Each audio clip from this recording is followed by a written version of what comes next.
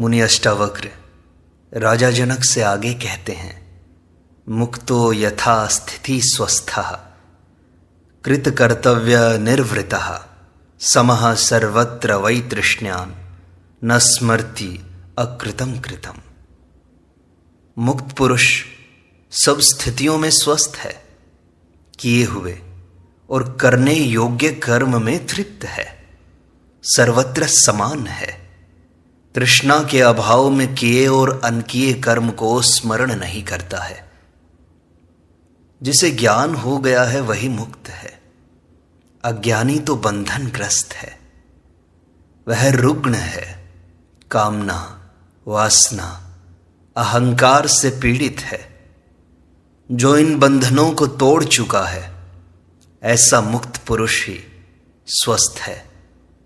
वह किए तथा करने योग्य कर्म दोनों से तृप्त है। किए पर न चिंता करता है, न शोक करता है, न प्रसन्न होता है, तथा करने योग्य कर्म के प्रति उसकी वासना नहीं होती, फलाकांक्षा नहीं होती। कर्मों का सहज भाव से कर लेना उसे उचित जान पड़ता है। दोनों में समान रूप से व्यवहार करता है। किए और अनकिए कर्मों का स्मरण नहीं करता। जिसमें तृष्णा होती है, लाभ हानि का हिसाब वही रखता है जिसे कुछ पाना हो। ज्ञानी को न कुछ पाना है न छोड़ना है, इसलिए न वह पश्चाताप करता है, न प्रसन्नता एवं गर्व का अनुभव करता है। ज्ञानी की ऐसी स्थिति ही परम स्थिति है। अष्टावक्र आगे कहते हैं, न प्रियते वंद्यमानो निंद्यमानो न कुप्यति नैवोद्विजति मरणे जीवने नाभिनंदति। मुक्त पुरुष न स्तुति किए जाने पर प्रसन्न होता है, न ही निंदित होने पर क्रोध होता है, न मृत्यु में उद्विग्न होता है, न जीवन में हर्षित होता है। प्रशंसा एवं निंदा से जो प्रभावित होता है वह ज्ञानी नहीं हो सकता। उसके भीतर अहंकार है, जिस पर निंदा की चोट लगने पर वह क्रुद्ध हो जाता है एवं उसे प्रशंसा द्वारा फुसलाए जाने पर वह प्रसन्न होता है। अज्ञानी इनसे सबसे ज्यादा प्रभावित होता है। मुक्त पुरुष न तो मृत्यु के समय उद्विग्न होता है, क्योंकि वह उसे स्वाभाविक मानता है, सृष्टि का नियम मानता है, ना ही वह जीवन से हर्षित होता है। ये सब चित्त की तरंगे हैं, विक्षेप हैं, जिनसे वह अप्रभावित रहता है। ऐसा ज्ञानी ही मुक्त है।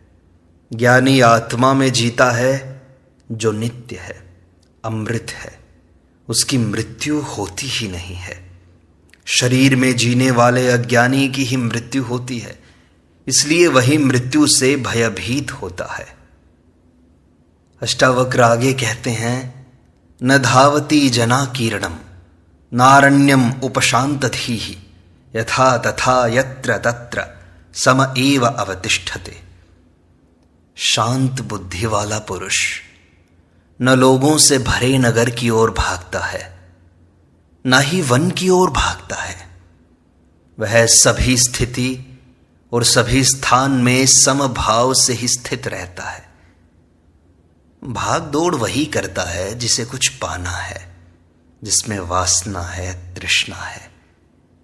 यह वासना चाहे संसार की हो या मोक्ष की, वासना ही तो है।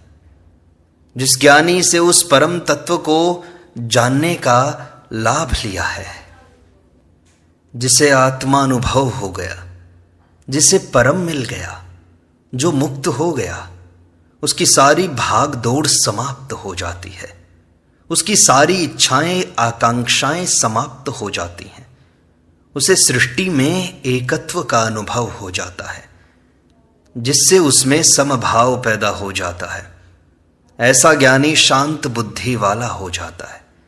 वह सभी स्थानों पर तथा सभी स्थितियों में समान भाव से अवस्थित रहता है, चाहे वह नगर हो या वन, भीड़ भाड़ वाला स्थान हो या सुनसान स्थान, महल में रहे या झोपड़ी में, कोई अंतर नहीं आता।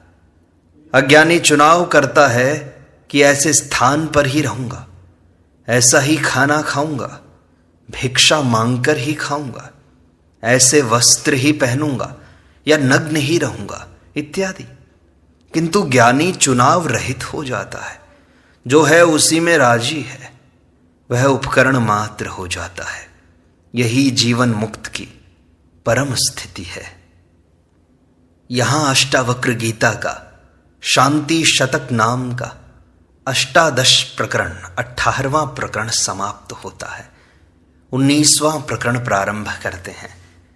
अष्टावक्र कहते हैं, तत्व विज्ञान संदंशम आदाय हृदयोदारत नानाविध परामर्श शल्योद्धार कृतो मया। राजा जनक आत्मज्ञान से संतुष्ट होकर अपनी अभिव्यक्ति देते हैं। मैंने आपके तत्व ज्ञान रूपी संसी को लेकर हृदय और उदर से अनेक प्रकार के विचार रूपी बाण को निकाल दिया है। अष्टावक्र के तत्वबोध के उपदेश को केवल श्रवण करके राजा जनक आत्मज्ञान को उपलब्ध हो गए। उनकी पृष्ठभूमि पहले ही तैयार थी, अंतःकरण शुद्ध था। इसलिए अष्टावक्र के उपदेश पर उन्होंने एक भी शंका नहीं उठाई, न अर्जुन के जैसे तर्क दिए, न ही अश्रद्धा प्रकट की। उस उपदेश को सीधा ही पूर्ण श्रद्धा से पी गए, जिससे अमृतत्व को उपलब्ध हो गए। उपदेश क्या था? संजीवनी थी, किंतु इसका लाभ श्रद्धावान को ही मिलता है। गीता में कहा है, श्रद्धावान लभते ज्ञानम। ज्ञान का फल तो श्रद्धावान को ही मिलता है। जनक आत्मकृत हो गए। उन्होंने अपनी अभिव्यक्ति दी, जिसे अष्टावक्र ध्यान से सुनते रहे। किंतु परीक्षा आवश्यक होने पर उन्होंने अनेक प्रश्न करके जनक की परीक्षा भी ली, जिसमें वे खरे उतरे। अष्टावक्र को विश्वास हो गया कि जनक को जो हुआ वह ठीक हुआ है, कोई भ्रांति नहीं है। अतः अष्टावक्र ने 18वें प्रकरण में आत्मज्ञान के रूप में शांति का उपदेश दिया। यह उपदेश वैसा ही है जैसे गुरु विधिवत शिक्षा देकर शिष्य के परीक्षा में उत्तीर्ण हो जाने पर उसे दीक्षांत भाषण देकर अपने विद्यालय से विदाई देता है, तथा संसार में रहकर उसे कर्म करने का उपदेश देता है। आत्मज्ञान पर विधिवत दिए गए उपदेश से जनक कृतकृत्य हो गए। यह अष्टावक्र गीता जनक अष्टावक्र संवाद के रूप में अध्यात्म का सर्वोत्कृष्ट ग्रंथ है, जिसकी तुलना किसी से नहीं की जा सकती। तत्वबोध पर इससे ऊंचा अन्य कोई वक्तव्य नहीं है। तत्वज्ञान के बाद अष्टावक्र राजा जनक को विदा कर रहे हैं। दीक्षांत भाषण समाप्त हो गया। अब इस 19वें तथा 20वें प्रकरण में राजा जनक अष्टावक्र के प्रति धन्यवाद समर्पित कर रहे हैं। यह धन्यवाद भी मात्र औपचारिकता नहीं है, बल्कि अपनी आत्मस्थिति का वर्णन कर रहे हैं, जो गुरु की कृपा से प्राप्त हुई। आत्मज्ञान पूर्ण शल्य क्रिया है, जिसमें सभी विजातीय तत्व छूट जाते हैं एवं शुद्ध आत्मज्ञान ही बचा रहता है, जो स्वयं का है। जिस प्रकार भट्टी में गलाकर एवं विभिन्न प्रक्रियाओं द्वारा सभी प्रकार की मिलावट को निकालकर शुद्ध स्वर्ण प्राप्त किया जाता है, ऐसी ही आत्मज्ञान की प्रक्रिया है, जहां अज्ञान जनित सभी संस्कारों का परिशोधन हो जाता है एवं आत्मा रूपी स्वर्ण प्राप्त हो जाता है। इसमें मन, बुद्धि, स्मृति, शरीर, अहंकार, संकल्प, विकल्प, विचार, शास्त्र, धर्म, कामनाएं, वासनाएं आदि छूट जाती हैं, क्योंकि आत्मा के लिए ये समस्त विकृतियां ही तो हैं। ये सब विजातीय तत्व ही तो हैं, जिनका आत्मा से कोई संबंध नहीं है। मृत्यु के समय केवल शरीर छूटता है, अन्य सभी साथ जाते हैं। यही तत्व बार बार जन्म लेने के कारण बनते हैं, किंतु आत्मज्ञान में ये सभी छूट जाते हैं। इसलिए आत्मज्ञान को महामृत्यु कहा है। इसके बाद जो शेष रहता है वही स्वयं का है, उसी का नाम आत्मा है। मनुष्य की मुख्य बीमारी है विचार। विचारों से ही उसके कृत्य होते हैं, विचार ही मृत्यु के बाद साथ जाते हैं। इन्हीं से पुनर्जन्म होता है। सुख दुख का कारण भी विचार ही है। सभी द्वंद्व विचारों के कारण हैं। दूसरे शब्दों में विचार ही संसार है। निर्विचार साधना ही ध्यान है। इसकी उपलब्धि ही समाधि है। यही आत्मज्ञान है। जब तक विचार है आदमी स्वस्थ होगा। राजा जनक तत्व आत्मज्ञान को उपलब्ध हो गए, उनकी सारी बीमारी नष्ट हो गई। अब वे पूर्ण स्वस्थ हैं। वे अष्टावक्र के प्रति अपना आभार व्यक्त करते हुए कहते हैं, मैंने आपके तत्व ज्ञान रूपी संसी को लेकर हृदय तथा उदर से अनेक प्रकार के विचार रूपी बाण को निकाल दिया है। अब मैं पूर्ण स्वस्थ हूं। विचार ही आत्मज्ञान में बाधक है। ये ऐसी तरंगे हैं जिनसे चित्त में आत्मा का बिंब नहीं दिखाई देता। विचार शून्यता ही उपलब्धि की कुंजी है। विचार भटकाने वाले हैं। आत्मा विस्मृत मात्र है। उसे निर्विचार स्थिति से ही पुनः स्मरण में लाया जा सकता है। राजा जनक कहते हैं, क्व धर्मः क्व च वा कामः क्व चार्थः क्व विवेकता क्व द्वैतम क्व च वा द्वैतम स्वमहिम्नि स्थितस्य में। अपनी महिमा में स्थित मुझको कहाँ धर्म है, कहाँ काम है, कहाँ अर्थ है, कहाँ विवेकता है, कहाँ द्वैत है और कहाँ अद्वैत है। आत्मा हमारा स्वभाव है, वही सत्य है, आनंद है। उसे प्राप्त कर लेना ही सबसे बड़ी महिमा है। आत्मज्ञानी ही महामहिम है। अन्य सब महिमाएं झूठी हैं। दूसरों द्वारा दी गई महिमा झूठी है, धोखा है। दूसरा जो देता है वह उसे छीन भी सकता है। दूसरों ने महिमा दी तो तुम फुग्गे की तरह फूल जाते हो, अपने को महामहिम समझने लगे, किंतु उसकी चाबी दूसरे के पास है। वह जब चाहे तब तुम्हारी हवा निकाल दे, तुम्हारी महिमा छीन ले तो तुम पिछक जाओगे।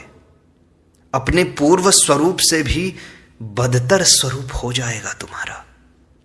जो जमीन जायदाद, धन संपत्ति, मित्र हितैषी, बंधु बांधव, पद प्रतिष्ठा आदि में अपनी महिमा समझता है, वो तो दूसरों द्वारा दी गई है। उसे वे जब चाहे छीन सकते हैं। आज लोगों ने तुम्हें वोट देकर राजा बना दिया, प्रधानमंत्री, राष्ट्रपति बना दिया, तो उन्होंने तुम्हें प्रतिष्ठा दी। उन्होंने अपनी स्वार्थ सिद्धि में कसर पड़ी तो वे ही तुम्हें पुनः नीचे ला पटकेंगे, धूल भी चटा देंगे, क्योंकि चाबी उनके पास है। तुम मालिक नहीं, गुलाम हो गए उनके। वे बंदर की भांति तुम्हें नचा रहे हैं, तुम नाच रहे हो। इसी को तुम महिमा कहते हो। किंतु जनक कहते हैं कि मैं तो अपनी महिमा में ही स्थित हो गया हूं। आत्मा ही मेरी महिमा है। इसमें स्थित हो जाने से मैं महामहिम हूं। मेरी इस महिमा को कोई छीन नहीं सकता। यह मेरी निजी है जो स्वयं मैंने प्राप्त की है। यही सत्य और शाश्वत है जो सदा मेरी है। अन्य कोई भी मेरा नहीं है, क्योंकि वह अलग हो सकता है। आत्मा कभी अलग ना हो पाएगी। इससे बढ़कर अन्य कोई महिमा नहीं है। जिसमें स्वयं की महिमा नहीं है वे ही दूसरों द्वारा महिमा चाहते हैं, किंतु जिसने निज की महिमा प्राप्त कर ली वही श्रेष्ठ है। इस निज की महिमा को प्राप्त करने के लिए विभिन्न साधनों का प्रयोग किया जाता है। धर्म, अर्थ, काम, विवेकता आदि भी साधन हैं। इसी प्रकार ध्यान, धारणा, समाधि, जप, पूजा, श्रवण, निदिध्यासन, शास्त्र, गुरु, सत्संग इत्यादि सभी साधन मात्र हैं। किंतु उपलब्धि के बाद इनका कोई उपयोग नहीं है। आत्मज्ञान के बाद भी इन्हें ढोते रहना मूर्खता ही तो है। बाद में ये साधन भी बंधन बन जाते हैं। शास्त्रों में कहा है, उत्तीर्णे तु गते पारे नौकायाः किं प्रयोजनम। जब मनुष्य नदी के पार उतर जाता है तो फिर नौका का प्रयोजन क्या रह जाता है? वह तो व्यर्थ हो गई। उसे छोड़ देना ही तो बुद्धिमत्ता है। इसी प्रकार आत्मज्ञान के अभाव से ही द्वैत की प्रतीति होती है। किंतु आत्मज्ञानी जान लेता है कि द्वैत तो भ्रम मात्र है, अज्ञान है। वास्तव में यह सभी उस एक आत्मा का ही विस्तार है। यही अद्वैत है जिसे आत्मज्ञानी जान लेता है। इसलिए उसका द्वैत भाव समाप्त हो जाता है। अद्वैत भी द्वैत सापेक्ष है। जब द्वैत है ही नहीं तो अद्वैत कहना भी व्यर्थ हो जाता है। इसलिए जनक कहते हैं कि न मुझ में द्वैत है न अद्वैत, मैं तो केवल आत्म स्वरूप हूं। जनक की यह बड़ी अनूठी अभिव्यक्ति है। आत्मज्ञानी ही ऐसी अभिव्यक्ति दे पाएगा।